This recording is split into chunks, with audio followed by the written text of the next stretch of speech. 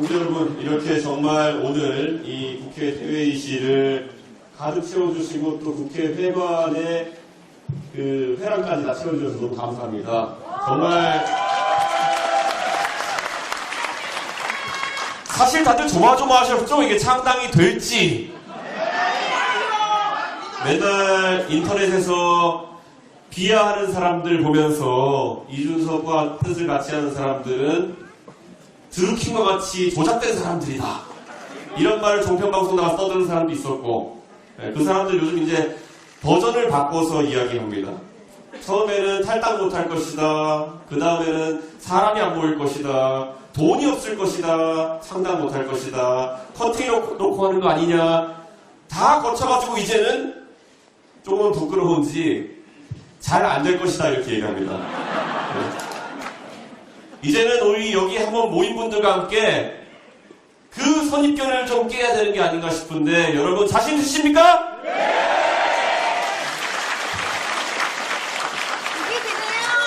동지 여러분 정말 감사합니다. 저에게 이 당을 이끌 기회를 주신 것에 정말 감사합니다. 그리고 이 창당 과정 동안 성공적으로 우리 이끌어온 세종의 창당준비위원장에도 감사를 표합니다.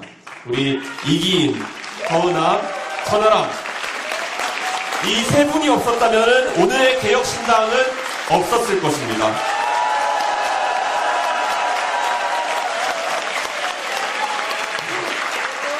예, 27일 날 탈당을 선언했으니까요. 24일 정도 걸렸습니다. 중간에 연말연시가 끼어있고 이 정도 속도면은 정말 엄청난 속도로 우리는 이것을 해낸 것입니다. 사실 차체 크기는 조금 작아졌을지 모르겠지만은 정당을 이끈다는 것의 그 무게에 대한 고민은 이미 다 했습니다. 충분히 경험해봐서 잘 알고 있습니다. 오늘 제가 키를 건네받는 이 차는 예전에 제가 몰아보던 차와 아주 느낌이 다를 것 같습니다.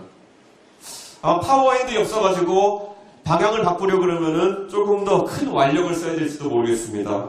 어쩌면 몰아보면 수동 변속기가 달려있을지도 모르고 그래서 꿀렁이 있을지도 모르겠습니다. 하지만 저는 기꺼이 여러분이 명령해 주신 대로 이 키를 받아들겠습니다. 이 차에 55,000명의 자발적인 당원들이 누구의 도움 없이도 자발적으로 참여해 주셨기 때문에 앞으로도 창의적인 활동으로 이 차의 엔진이 되어 주실 것을 확신하기 때문입니다. 맞습니까, 여러분? 이 차에 탑승해주신 당원 동지 여러분, 여러분을 태우고 이 차를 30년 뒤에 미래 대한민국을 바라보며 개혁의 고속도로 위에 한번 태워보려고 하는데 동의하십니까? 대장장이가 강한 철을 얻고자 할 때 빨갛게 달군 그런 쇠를 액체 속에 담궈서 냉각시키는 과정을 담금질이라고 합니다. 서양에서는 보통 달군 쇠를 기름에 담궈서 담금질을 합니다. 근데 우리나라에서는 전통적으로 물 담금질을 해왔습니다. 물은 기름보다 냉각 속도가 훨씬 빠릅니다. 그렇기 때문에 더 강한 철을 얻을 수 있습니다. 그리고 그 과정을 반복할수록 아주 단단한 칼을 얻을 수 있습니다. 하지만 물속에 달궈진 철을 넣었을 때 쨍 소리가 나면서 균열이 생기거나 휘어버리면은 그 칼은 쓸 수 없게 되기도 합니다. 지난 12년 동안 제가 정치에서 걸어온 그 길 속에 때로는 담금질을 피해갈 수도 깨어지거나 휘어지지 않기 위해서 기름의 적당한 온도 속에서 담궈지는 것을 선택할 수도 있었을 것입니다. 하지만 저는 제가 이 자리에 있게 해준 대한민국의 기회의 사다리라는 것에 항상 감사해왔고 제 다음에 누군가가 타고 올라갈 그 사다리를 유지하고 밑에서 잡고 있기 위해서 다짐했습니다. 그래서 상계동에서 가장 어렵고도 세게 담금질되는 도전을 지금까지 해왔습니다.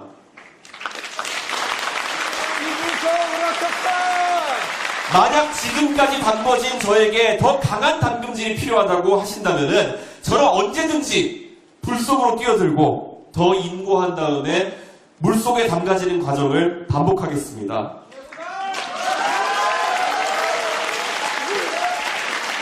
하지만 지금 우선은 지금까지 벼려온 그 칼로 과감하게 이번 총선에서 개혁신당을 사회개혁의 길로 이끌어보고자 합니다. 이번에 저희가 쾌도남마의 자세로 개혁의 병목 지점을 뚫어내지 못하면 저는 또 도전할 겁니다. 하지만 저는 기다릴 수 있어도 대한민국은 위기의 순간에서 더 기다릴 수가 없습니다. 그래서 여러분과 함께 이 오렌지색 옷을 입은 것입니다.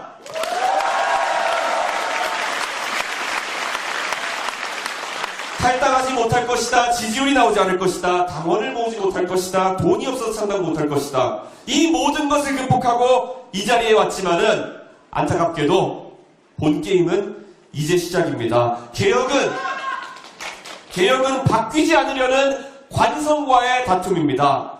그래서 그 관성을 이겨내지 못했던 그 앞에 많은 개혁의 기술들이 지금까지 차례로 쓰러져 갔습니다. 우리가 제시하는 개혁을 통해서 당연하다고 생각했던 것을 잃는 사람들은 맹렬하게 개혁에 반대할 것입니다. 반대로 개혁을 통해서 혜택을 보는 분들은 정작 본인들이 누리게 될 변화가 어떤 것인지 정확하게 알지 못해서 그 길에 동참하는 것을 주저하고 두려워할 수도 있습니다. 지하철 무임승차 제도를 폐지하고 교통 바우처와 할인 제도를 도입하겠다는 제안을 했습니다. 그와 반대 관점에서 대한노인회장께서 하시는 천안에 지하철 타고 가서 소주 한잔하고 돌아오는 행복을 뺏지 말아달라는 그 부탁, 누리던 것을 왜 뺏어가냐는 관성의 측면에서 저는 완벽하게 이해를 합니다. 하지만 이해가 간다고 해서 그런 주장에 굴하고 싶지는 않습니다.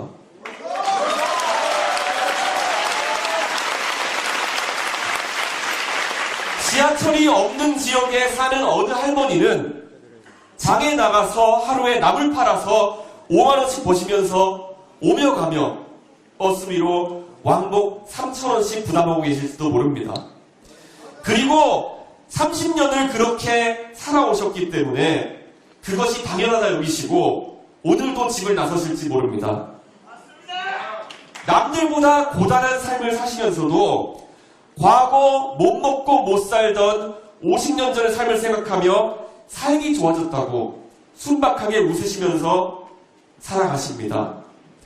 저는 지방을 돌 때마다 그런 아픈 광경을 목격할 때마다 정말 마음이 아팠습니다. 그 할머니가 제 할머니가 아니라도 저는 제 마음이 아픕니다. 그래서 그분이 받는 불공정한 처우에 대해서 해법을 찾아내는 그런 정치를 하고 싶고 그래서 창당을 합니다.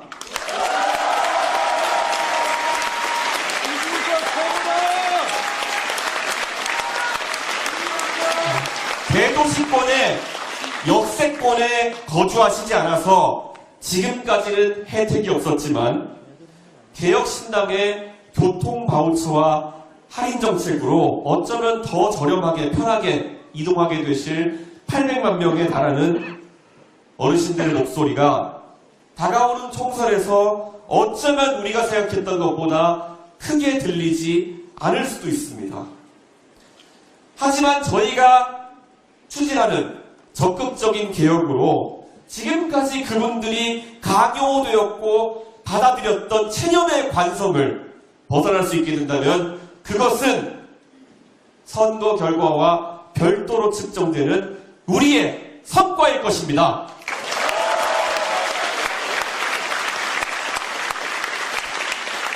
누군가가 우리를 위해서 고민하고 있구나. 이 마음을 최대한 많은 국민들이 느끼도록 하고 싶습니다. 그 상상만으로 대한민국이 조금은 덜 삭막했으면 하는 생각입니다. 만약 1조 2천억 원의 예산이 수반될 교통바우처 정책으로 교통복지의 불균형 문제를 돌파하지 못한다면 이번 총선에서 그보다 훨씬 크고 복잡한 탈애로 얽혀있는 연금개혁, 국방개혁과 같은 중요한 과제를 완수하는 것은 요원할 것입니다. 앞으로 누군가에게 월 1만 원의 교통카드를 지급하느냐 마느냐의 문제가 아니라 월 수십만 원의 연금을 깎고 그 대신 어떻게 기본적인 생활 수준을 보장할 것이냐는 난제를 풀어가는 것이 우리의 과제일 수도 있습니다. 사실 우리는 이미 시험장에 들어와 있습니다. 그리고 시험 문제는 이미 출제되어 있습니다. 다만 본인들이 정치하는 동안에만은 이 문제가 터지질 바라지 않는 그런 정치적 자세로 일관해온 정치인들 때문에 어느 누구도 정치권에서 펜을 들어서 이 문제에 대한 정답을 찾아내려가기 위한 용기를 내는 것을 주저했기 때문입니다. 이번 총선에서 우리가 힘주어 개혁을 강조하는 그런 이유는 정치, 사회, 문화 개혁의 기회는 잘 정립된 민주주의 사회에서는 4년마다 또는 5년마다 한 번씩 서는 대목이기 때문입니다. 저는 다음 총선이 되었을 때 44살이 되어 있을 것이고, 그리고 대한민국의 노인 인구 비율은 30%에 다다랐을 것입니다. 이번 총선을 지나가게 되면은 저희는 때를 놓치는 것입니다. 더 늦출 수 없지 않습니까, 여러분?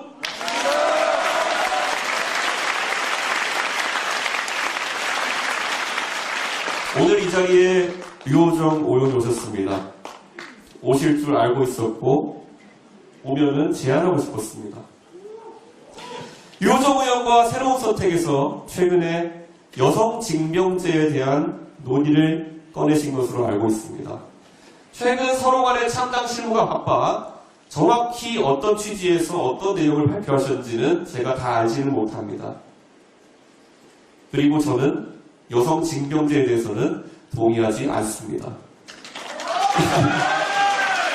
하지만 제가 오늘 이 자리에서 평가하고 싶은 것은 류호정 의원께서 여성 징병제에 대한 물꼬를 트셨기 때문에 저는 더 큰 용기를 가지고 병역제도에 대한 대대적인 개편 방침을 곧 국민들과 공유하려고 합니다. 제가 탈당 선언문에서 밝혔던 것처럼 이 문제 또한 골물대로 골랐기 때문에 최근에 우리가 접했던 참담한 뉴스가 있습니다. 120kg의 고도 비만 체중을 가진 분을 굳이 징집해서 휴전선의 철책선 앞에 세워놓아야 한다는 것이 만약 보수 정당의 전쟁에 불사하겠다는 대통령의 병역 정책이라면은 이것이 잘못되었으면 누군가 지적해야 되는 거 아니겠습니까?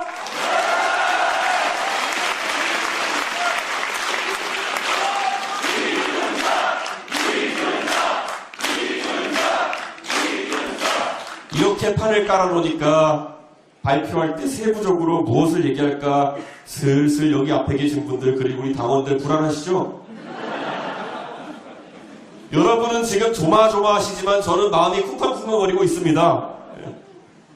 그리고 그에 못지않게 이제 무엇이 과연 발표될까에 대한 오늘 이후 상대 정당의 두려움과 궁금함은 바로 그들이 지금까지 대한민국의 양대 정당으로서 가졌던 비겁함에 대한 대가입니다, 여러분.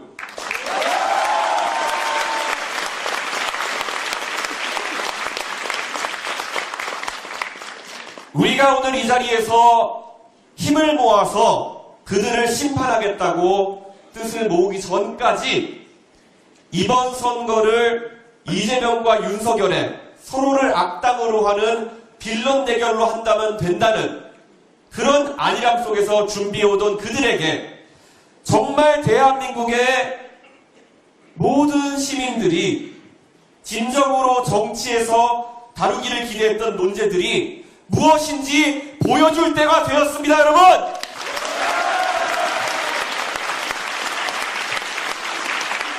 대한민국이 죽느냐 사느냐의 단계에 내몰린 지금 시급한 개혁과제 앞에 서서 매번 혐오니 갈라치기니 싹스로님이 덧붙이면서 인신공격으로 그것을 막아보려고 하는 사람들에게 당당하게 맞설 시간이 왔습니다. 빠르게 우리는 이제 육상 경기에서 달려야 하는데 그들은 지금 경기장에 망건에 갓 쓰고 도포 입고 집신 쓰고 나타났습니다. 그 채로 육상 경기장에 나타난 그들은 이 경기가 바로 개혁 경쟁의 달리기임을 모르고 나타난 것입니다. 이래서는 경기가 되겠습니까? 그들의 룰이 아니라 우리 개혁신당이 설정하는 개혁 경쟁의 룰로서 이번 총선을 치러내겠습니다, 여러분!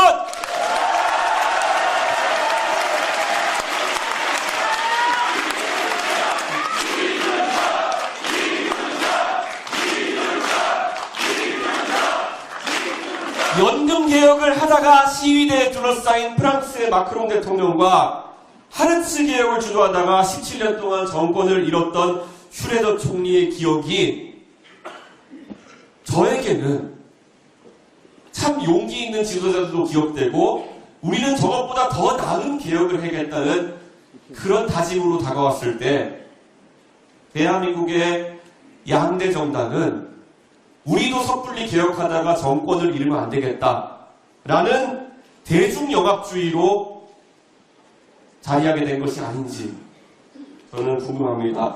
우리가 치열하게 유럽병과 맞서고 있는 마크롱 대통령과 같은 앙마르슈와 같은 모습으로 정치를 바꿔나갈 때 대한민국의 미래가 있는 것이지 언제까지나 보신주의 속에서 변화를 거부하고 투표용지마저도 한자로 이름 쓰라고 강요하는 도포 입고 가 쓰는 전통보다 더한 전통 속에 사로잡혀 있는 잃어버진 30년의 일본을 따라갈 수는 없습니다. 저는 이 자리에서 단언코 선언합니다.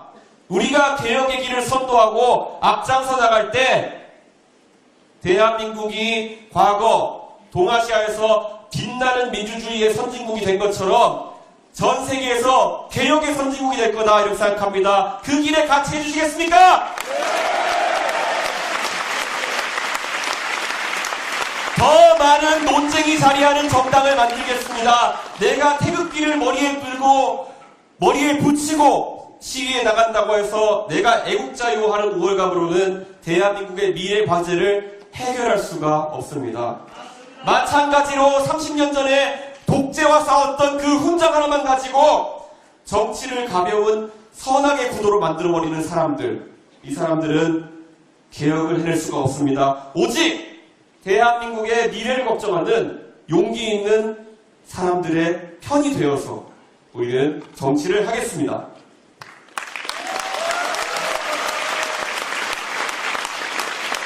다시 한번 오늘 이 자리에 개혁신당의 시작을 축하해 주시기 위해 오신 내외인 모두에게 감사의 인사를 올립니다.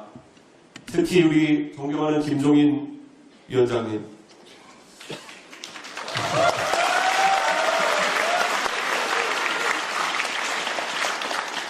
2011년 12월 27일 제가 정치를 시작하던 날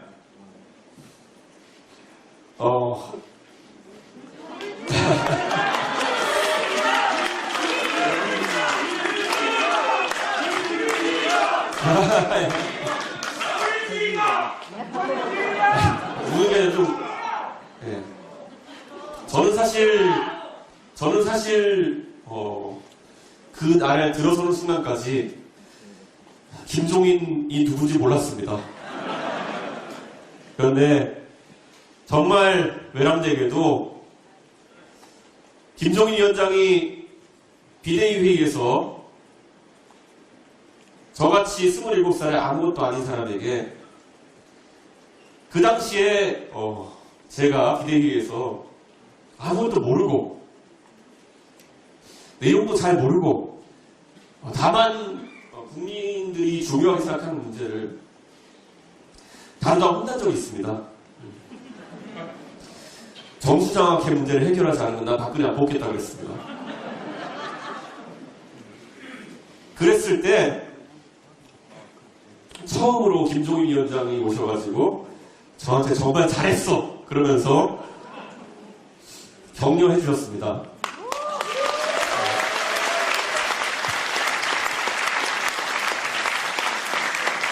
그런 겁니다. 그때 많은 사람들이 저를 혼내기만 했을 때 저는 이 자리에 없었을 겁니다. 지금 국민의힘에 있는 많은 사람들, 저보다 후배도 있고 선배도 있습니다. 최근 들어서 뭐가 잘못되고 있다는 것에 대해서 이야기를 할 용기를 내는 사람들이 있어 보입니다.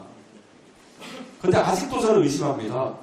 누군가가 소리내어서 잘못된 것을 말했을 때 그 당시 73살이셨던 김종인 위원장처럼 후배를 격려할 수 있는 분이 없다면 아마 그 안에서 새로운 싹은 트기가 어려울 겁니다.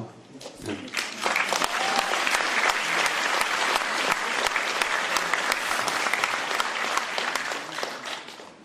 참 많은 추억이 나옵니다. 그 다음 비대위 회의에서 저희가 의결했던 안건 중에 하나가 있었습니다. 바로 그 당시에 한나라당이 잘못되었음을 모두에게 외치면서 온몸으로 저항하다가 도저히 이 당과 함께 못하겠다, 새로운 시도를 하겠다 하면서 분연히 떨치고 나간 두 분의 국회의원이 있었으니 그게 바로 김성식, 정태근 선배였습니다. 그런데 그날 저희가 의결했던 것이 저분들이 나간 것에 절대 비판하지 않고 저분들이 가는 길을 응원하겠다. 그래서 두 분 지역구에다가 무공천을 하겠다고 의결했던 기억도 납니다. 그런데 돌고 돌아서 정태근 선배가 저와 같은 꿈을 꾸고 같은 길에 함께하게 된 것, 사실 아무도 모르는 일화였겠지만은 오늘 이 자리에서 정말 환영합니다. 정태근 선배.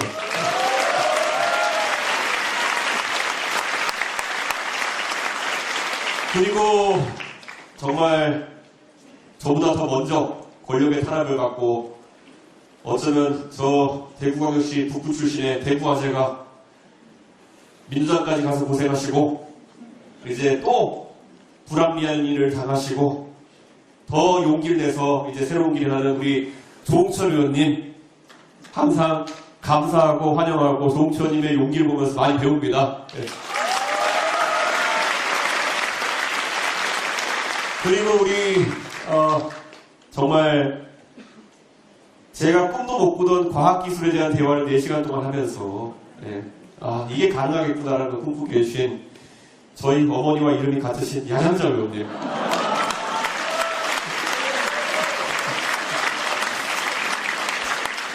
우리는 이런 운명이라서 각자 당색을 오렌지색으로 골랐나 봅니다. 누군가는 제주항공 같다고 하겠지만 우리의 생각이 비슷했기 때문에 감각이 비슷했기 때문에 같은 색깔로 보일 수 있었던 것이 아닌가 이런 생각을 합니다. 그리고 우리 금태섭 의원님 정말 아까도 말했듯이 술잔을 기울이면서 몇 번이나 대화했습니다. 그러면서 다름을 이야기했습니다. 네. 그러면서 그 다름을 얘기하던 중에 제가 또 용기를 얻었던 거는 금태섭 의원님과 함께 다시 한번 또 우리가 비빔밥을 상상할 수 있는 그런 정치를 할 수도 있겠구나 이런 생각을 합니다. 저희가 뜻을 함께 하더라도 뜻을 달리하는 지점도 많을 겁니다. 그런데 저는 이런 생각합니다. 저를 아무리 욕해도 상관없고 저와 생각이 다른 것을 드러내도 저는 상관이 없는데 누군가가 저에게 익명 인터뷰로 칼을 꽂는다든지 아니면 직접 얘기하지 않고 핵심 관계자를 두고 얘기한다든지 이러지만 않았을 생각으로 저희는 비빔밥에 테두리를 넣을 필요가 합니다. 그래서 금태섭 의원님 항상 저와 다른 관점을 제시해줘서 감사하고 그리고 비빔밥 내에서 우리가 함께하게 된다면은 의원과 함께 색깔을 잃지 않는 방향으로 함께 해주셨으면 좋겠다 이렇게 말씀드리겠습니다. 그리고 우리 존경하는 이석철 부의장님 사실 지난 세월 제가 어려운 과정을 겪는 동안 먼저 전화 주셔가지고 후배를 격려해 주셨던 모습 정말 감사했고 그리고 그렇기 때문에 오늘 저는 또 부의장님을 신뢰하고 이 자리에서 제가 다시 한번 어른을 모시겠다고 우리 당원들 앞에서 말씀드리겠습니다. 감사했습니다. 오늘 이 자리에 함께해 주신 내외빈 외에도 정말 감사하고 싶은 분이 한 분 있습니다. 사실 오늘 아침에 제가 이 자리에 오는데 포항에서 문자가 하나 왔습니다. 예. 어느 귀신 잡는 해병대원보다 더 용감하게 명예를 위해 싸우고 있는 용기 있는 아들을 두신 개혁신당의 성공을 위해서 불공을 들이고 계신 박정훈 대령의 어머니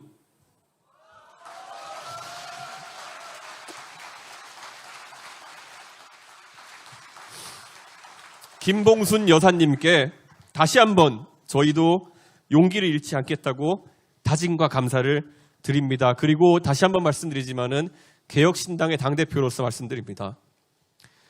5만 5천 명의 개혁신당 당원 여러분, 우리도 용기 있는 사람들이지만은 적어도 우리보다 용기 있게 싸우는 박정훈 대령을 잊지 말아 주십시오.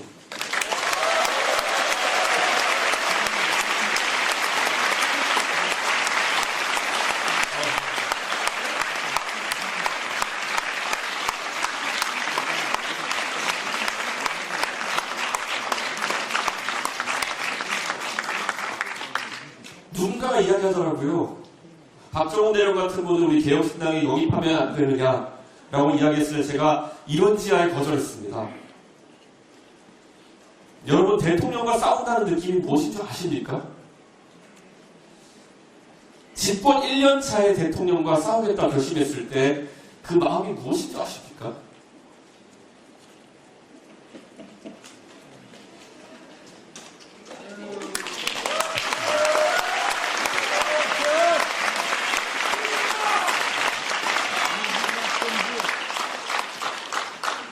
집권 1년 차에 대통령과 싸우기 위해서는 무언가가 필요합니다. 그 회유와 압박과 협박과 멸시를 모두 버텨내고 나에게 와가지고 항상 친하게 지내자고 하는 모든 사람들이 나와 최대한 먼 사람임을 강조하기 위해서 종편방송에 가서 하루하루 떠들어내는 걸 보면서 그 시간을 감내하는 것이 무엇인지 알겠습니까? 저는 압니다. 그렇기 때문에 그 결심이 얼마나 큰 것인지 압니다. 저는 지금 박정훈 대령의 결심이라고 하는 것은 결국 본인이 한 번도 만나보지 못했을 시험관 시술로 태어났다고 하는 그 최상병이라는 사람을 위해서 싸우는 아주 고된 과정일 겁니다. 그래서 저는 사실 그분이 영입한다고 오시지도 않겠지만은 그런 생각은 꿈꾸지도 않았습니다. 우리 개혁신당은 각자의 위치에서 용기 있게 싸우고 있는, 그래서 아무리 검사의 칼이 얼마나 단금질되었는지 모르겠지만은 그 칼만으로는 세상을 다스릴 수 없다는 것을 보여주기 위해 가지고 이렇게 용기 있게 나섰다. 그게 바로 개혁신당 아닙니까, 여러분?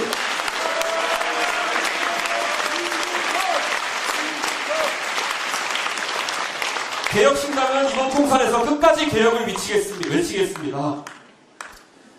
우리가 윤석열 대통령보다 이재명 대표보다 뭘 잘하냐고 묻는다면은 개혁이라고 말씀해 주십시오. 우리가 하는 교육개혁이라고 하는 것은 단순히 사교육 격차를 때려잡는 것에 그치지 않을 것입니다. 우리가 하는 노동개혁이라고 하는 것은 단순히 노조를 어떻게 맛깔나게 때려잡느냐에 그치지 않을 것입니다. 더 많은 일자리가 생기고 더 고용이 촉진되는 그런 개혁이 바로 우리의 노동개혁이 되어야 할 것입니다. 저는 이 사회개혁이라는 것은 어렵기 때문에 얼마나 걸릴지 모르는 것이고 저도 두렵습니다. 하지만 자신 있습니다. 제가 앞으로 정치를 얼마나 하게 될지 모르겠지만은 한 12년쯤 걸리니까 집권 여당 대표할 수 있겠더라고요. 10년 정도 있으면. 한 30년쯤 진정성을 갖고 우리 모두가 어디에 몰두하면은 대한민국 좋은 나라 만들 수 있지 않겠습니까, 여러분?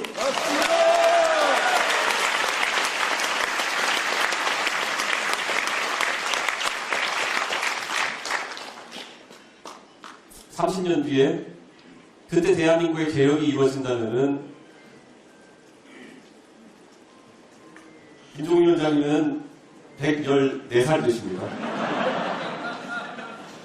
그 자리에 제가 김종인 위원장을 모시고 개혁의 성과를 축하하는 것도 좋지만은 김종인 위원장께서 90살이 되시기 전에 그 개혁을 완수할 수 있도록 우리가 다 같이 뛸 수 있지 않겠습니까, 여러분?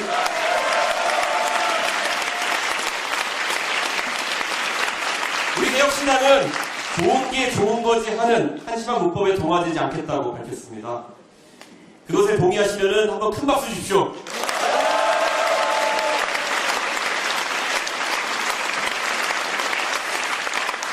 요즘 제가 상당하면서 상당준비위원장을 천하람 위원장과 이기인 위원장, 허은하 위원장한테 맡겨놨더니만은 천하람 위원장 가족들이 저를 미워하는 것 같습니다. 천하람 위원장이 상당히 되는 와중에 저한테 한번 풀풀거리면서 이야기를 하더라고요. 네. 천하람 위원장의 아들이 이제 초등학교 2학년이 되었는데 네.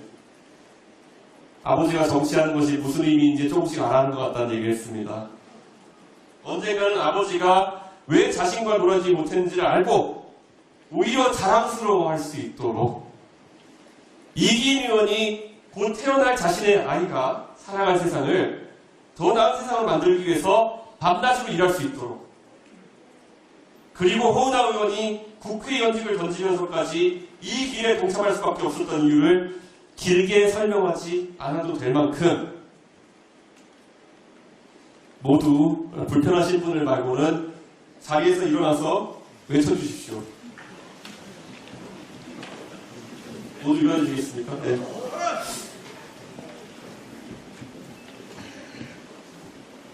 제가 오늘보다 나은을 외치면은 내일을 큰 소리로 외쳐주시고, 개혁을 외치면은 신당 외쳐주십시오.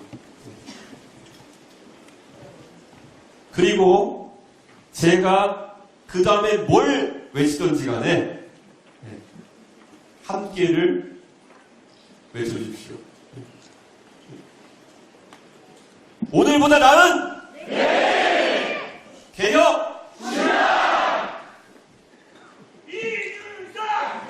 아직 안 끝났어요. 한국의 희망과 새로운 선택과 미래의 연합과 새로운 미래와 그리고 여기에 계신 우리 모두와 대한민국과 감사합니다. 열심히 해서 이번 총선을